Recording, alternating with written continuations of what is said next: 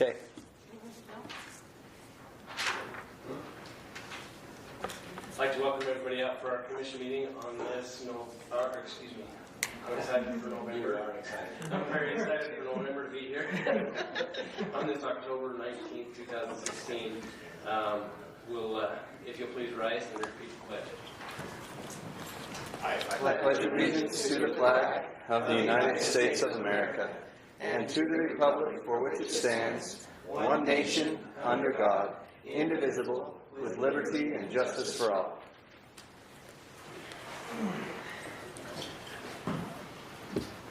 Commissioners, we have several things on the agenda tonight, and hopefully we can get through them fairly quickly. Item number 1, open sealed bids for 2017 chip seal materials, County Road Shop. Ray, if you'd like to come up here next to Seth. And We didn't receive any bids, No bids. so we'd have to Just re-advertise it. And will you make sure that happens? Let Daniel know and get some re-advertising out. Sure will. Thank you. That one's easy. Item number 2, flooding in Westwood area, John Alger. John, as you're coming up, I just want to give you an update on what I've been working on with Curtis. I've seen your maps, I've looked them over, I've seen the disclaimer and everything. I've talked with Curtis. He has some professional technical budget that he's going to have some engineering done. And then I have on the Special Service District agenda for funding, they have some flood mitigation money that's set aside, and I'm going to ask for that to replace. That's something that we could do at the county, but it's better left in the hands of a private contractor. I think they have more time and are better suited to do that. So that is the direction we're heading on, fixing from the culvert that's in front of your home and tie it directly into the storm drain system rather into the water, groundwater collection system, which will allow for more capacity. Thank you. Does that That helps. answer where you're headed? Yeah, it does. Okay. My biggest thing is, well, maybe I'll just read this. And I get carried away if I just start talking. So, I think everybody maybe is aware that on our street we have a pipe called the groundwater system. There's a manhole in the street, and between me and my neighbor John Tatton. At the manhole, the pipe brings water for maybe 7 blocks or more. Possibly new homes are being added to this pipe as they build the new homes up there. I know that there's roof water. There may even be driveway water, things like that put into the system. The pipe leaving the manhole is not taking the water down to the next manhole, and it's about 240 feet away.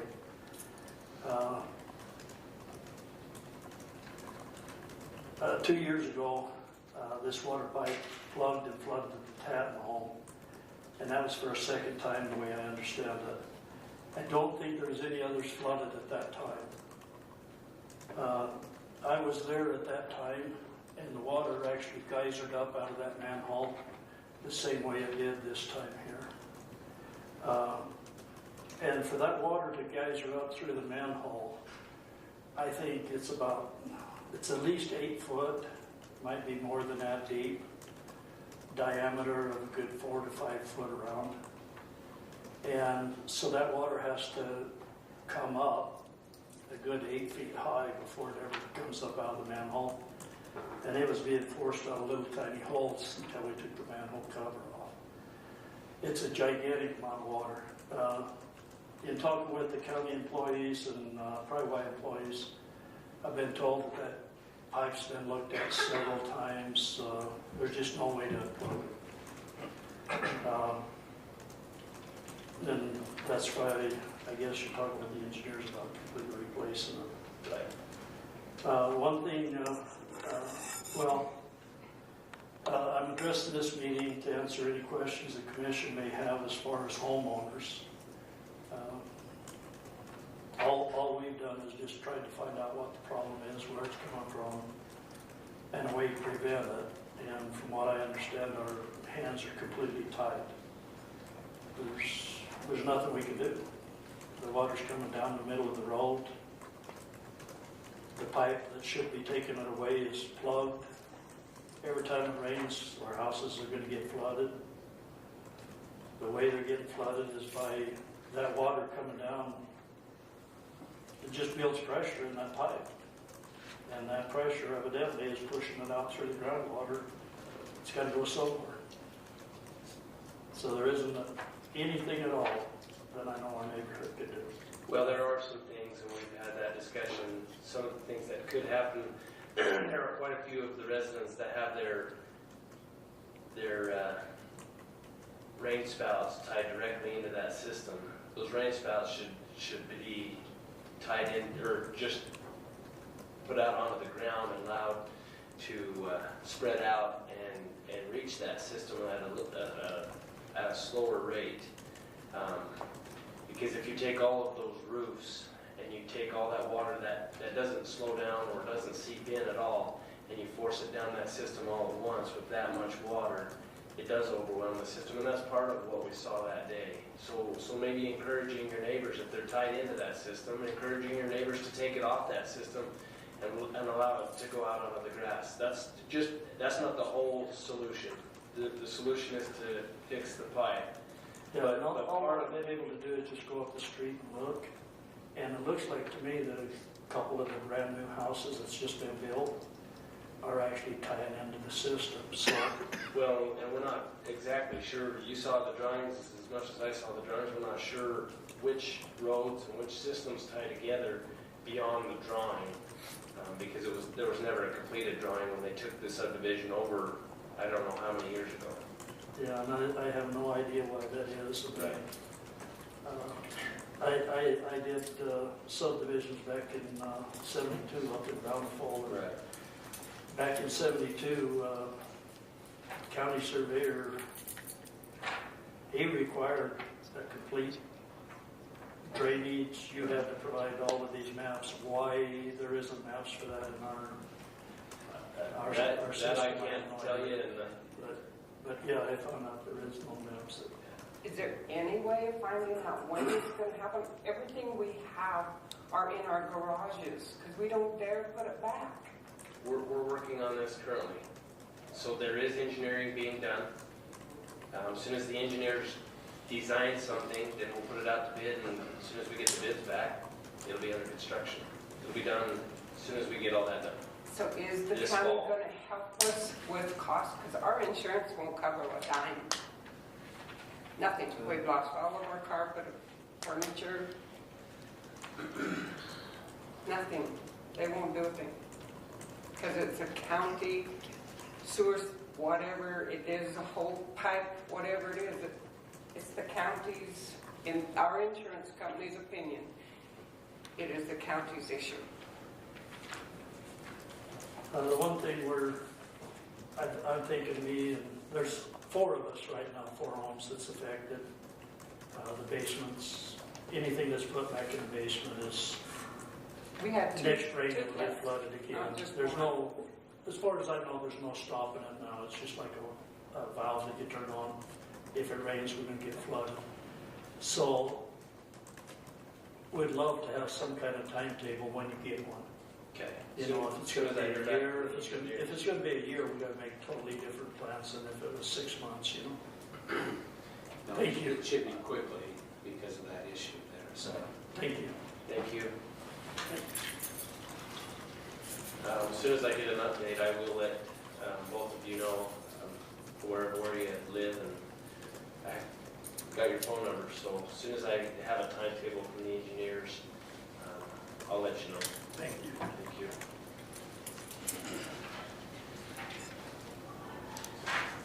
Item number 3, review and possible approval of Carbon County Sexual Violence Prevention Services contract with Department of Health through the Children's Justice Center. Shelley. Hi, Commissioners. How are you? Good. Good.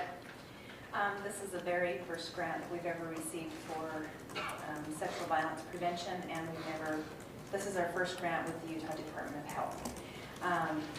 It's for 1 year, and what we're trying to do is, one of the biggest things is raise awareness and try to get and do some sexual violence prevention with our youth.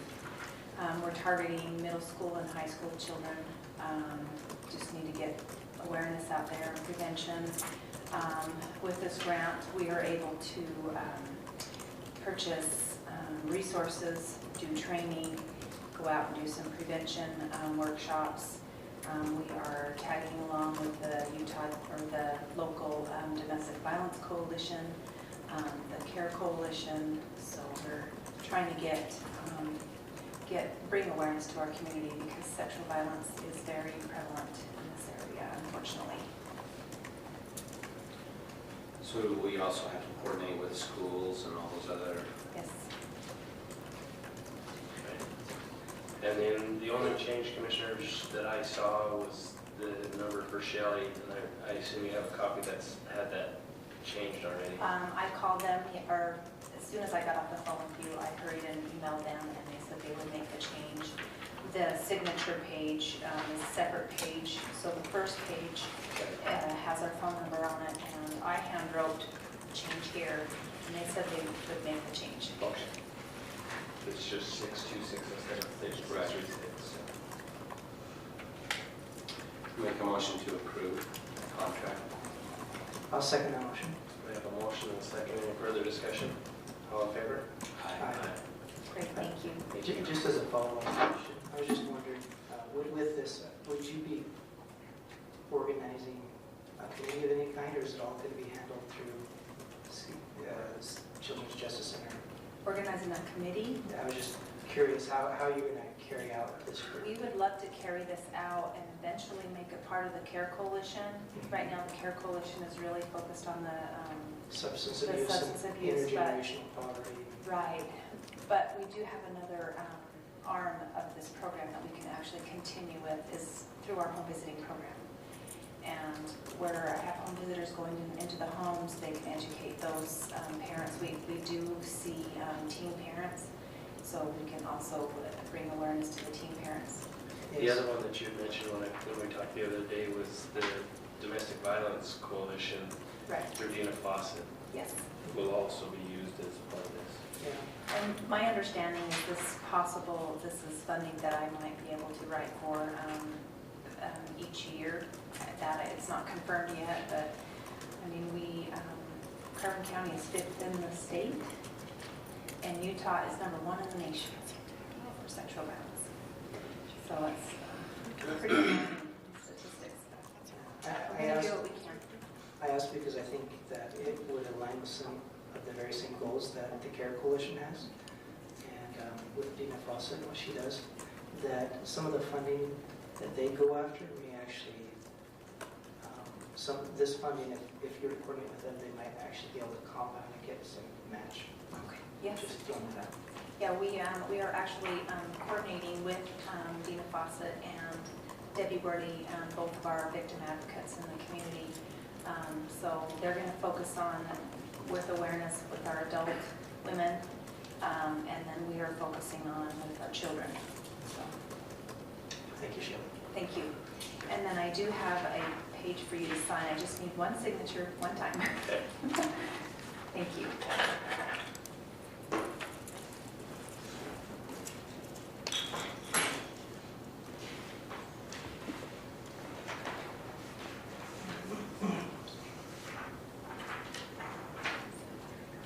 Commissioners, while you're signing that, USU Eastern's also involved in this process. I've worked with Shelley a little bit on this, and USU Eastern was very interested in being involved as well. So part of this is funding for training for people who will be doing the educating. And, Is your mic on, Jeremy? Now it is. So anyway, USU Eastern's involved as well, and they're very excited about the opportunities that this will present. Thank you, Chair. Thank you. Thank you. Consideration, item number 4, consideration of possible approval of a memorandum of agreement with Rural Public Lands council for 2017. Commissioners, this is Bob Widener and his lobbying efforts in Washington last year. We voted not to fund this.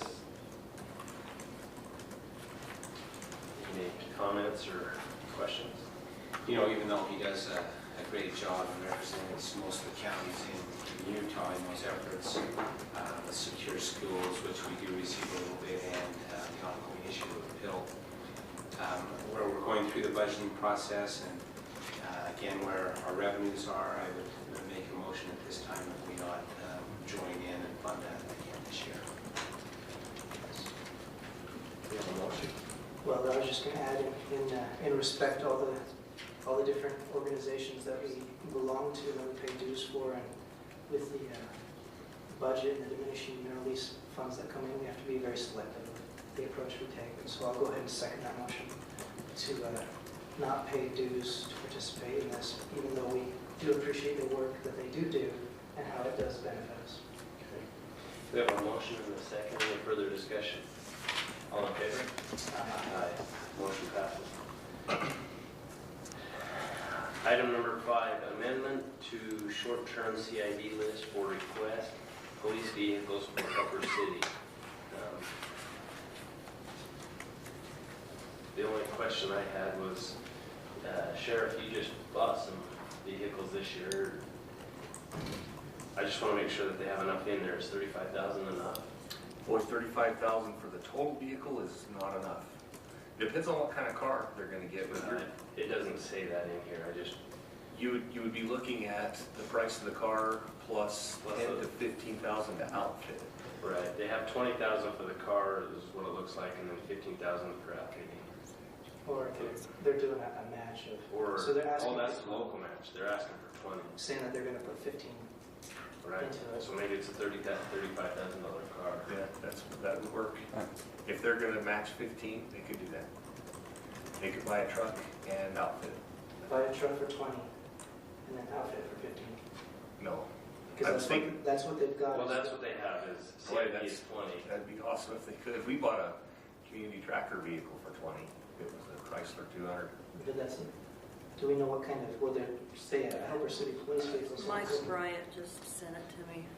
That's probably sufficient for the vehicle, but not the lights, the cage, the radio. You're looking at about $31,000 for an F-150 is what we paid, and Chevy was comparable to that. What about a patrol car? You're looking at about $27,000 for a patrol car, 26, 27. Plus 15 to Plus outfit? the 15 grand to outfit. So And there's, that 15,000 outfit Maybe is they going. have other- so there's And 7,000 maybe they shy. have, maybe they have another avenue to pay for some of that. Maybe they're planning on purchasing their equipment another way. Okay. Well, I guess all we're really supposed to do is just add it to the list. Right. So, And then they'll have to worry about those funding side. I'll make a motion to go ahead and approve and add that to that short-term list. I'll second that motion. we have a motion and a second. Any further discussion? All in favor? Aye. Motion passes. Item number 6, consideration of possible approval of renewed mineral rights lease agreement with Western Reserve Coal Inc. So, in understanding some of the notes from Christian, this is an agreement that was made a few years back that was never formalized with a written letter, is that correct? Yes. Did you see the email correspondence today that Christian Mhm. had? I think he's suggesting at this point that it be tabled until we can figure out those percentages, because the information he had is reflected in the original draft that you got, and then Mr. Hunt responded and suggested different percentages. And so he let Shelley know late this afternoon that he suggested we table it until we can figure out those percentages. Okay, I saw the email from yesterday, but I didn't see the one from today, so. Which, the one from yesterday was what he suggested the language, but you're saying that he received a response back saying, From Mr. Hunt saying the We- percentages were different. we definitely need to make sure that we're both in agreement before we pass this. Yeah, because I think the version that Christian had from the old lease are the percentages that he had reflected in the new version. And Mr. Hunt thought that they were different than that, maybe in the version that he has, but we don't have a copy of that as far as I know. So I think it'd be wise to table it until everybody can be on the same page. This mineral issue goes clear back, I mean, Like long, 97, something yeah. like that. And in recent years, so there's a minimum amount that's paid just to keep everything in effect, but the percentages haven't come into play in the recent years because it's not been produced. So they paid the base amount, which is just the minimum to keep everything in effect, but it hasn't mattered for a couple of years because they've just paid that base amount. They're not producing, but they do want to keep it, current if they do start to produce. So. Well, I'll go ahead and move that we table this until we have the numbers figured out. I'll second that. We have a motion and a second, all in favor? Aye. Motion passes. Item number 7, consideration of petition to vacate roads in Schofield campsite and schedule of public hearings. So if I understand this right, we have to, by law, if we're going to vacate a road, we have to have a public hearing that. So basically all we're doing tonight is setting the date for that public hearing and noticing how many times it has to be advertised and Yeah, so you note before that the meeting. note that the petition's been filed, and then set the public hearing. Christian's recommending December 7th. That will allow it to be published for 4 full weeks prior to the public hearing. And also that would be held in 3 different places too. And my question was, is he trying to do that all in one day, 3 different places, 3 different hearings? That was my question. Doesn't just need to be advertised. I mean, So it just It needs to be posted in 3 different Yeah, It places. needs to be posted in Yeah. 3 places. We announced it here. Gotcha. And that's my understanding. Well, We have a date, a proposed date for that. What was it, December? 7th. December 7th. Yeah. Okay. I believe I'm ready to make that motion. This is further discussion. I would hereby move that we recognize the petition sent to us by the Schofield Campsite Homeowners Association and set this matter for a public hearing to be held on December 7th, 2016, and direct that this matter be posted in 3 public places and published for 4 consecutive weeks before the public hearing, as suggested to us by Christian Brenner, our county attorney. I'll second that. We have a motion and a second. Any further discussion? Christian Brenner, our county deputy attorney. All in favor? Aye. Motion passes. Item number 8, review and possible approval of application for fiscal year 2016 Emergency Management Performance Grant Supplemental Competitive Program, EMPG Project Grant, 50/50 match not to exceed $10,000. Hi, Justin. I'll be stepping in for Justin today. He couldn't be here. So this EMPG grant it's a 50/50 match totaling $20,000. So our portion of the match would be $10,000. Justin says he has money in his budget somewhere to pay the match, and he wants to use it to sustain and improve the response capability in our area. And they have identified 2 projects. The first project they've identified is a 360. It's a crime scene camera for our detectives. Through doing cold case investigations, they've come to the conclusion that if they had better equipment back in the day when the cold case happened, they'd be able to follow up better today. And these cameras provide a valuable view of a crime scene, and they're not meant to replace the original crime scene photography. They augment that.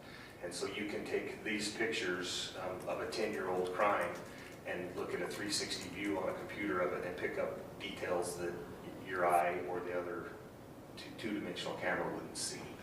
So it would come in very handy for our crime scenes. The second one is you'd like to get a thermal imaging camera for the DJI Inspire 1 drone that we purchased this year.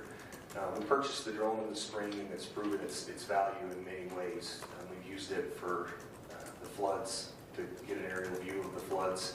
We've used it for missing persons, and we've used it for even to fly up and look at the radio towers for IT to see what their issues were with the radio towers. We'd like to add this thermal imaging camera because we feel like it would come in handy if we were on a search for a missing person that help us with that, but also from a hazmat standpoint. Methanol fires burn odorless and flameless, you can't see them. And so if they were responding to a scene, they could throw the drone out and see if there's hot spots before we send our people into that. So we feel like it'd be very valuable for this grant. That's what the plan is for it. Any questions? I'll make a motion to go ahead and approve that. I'll second that. We have a motion and a second. Any further discussion? All in favor? Aye. Motion passes. Thank you. Thank you.